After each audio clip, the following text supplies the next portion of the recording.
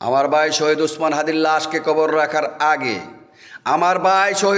হাদির লাশকে কবর রাখার আগে গোপালগঞ্জের টুঙ্গিপাড়া থেকে শেখ মুজিবের লাশকে উঠায়া বুড়িগঙ্গায় নিক্ষেপ করতে হবে।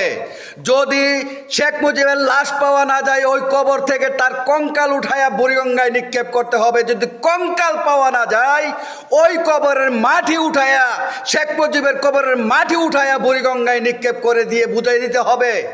দিল্লির দালালদেরকে বুঝাই দিতে হবে, স্বৈরশাসককে বুঝাই দিতে হবে, এই দেশে আর কোনোদিন কখনো কোনো মায়ের সন্তান কোনো উসমান হাদি রক্ত দেওয়ার জন্য প্রস্তুত নাই, আর কখনো তারা রক্ত দিবে না। যদি টুঙ্গিপাড়ার সেই তাদের ধর্মীয় তীর্থস্থান, আওয়ামী ধর্মের তীর্থস্থান, আওয়ামী ধর্মের বাবার সে আস্তানাকে ভেঙে চুরে কান কান করে না হয়, তাহলে কিন্তু আমরা সার্থক হব না। তাহলে কিন্তু আমাদের মূল স্বাধীনতা কখনো আমরা ফেরত পাব না।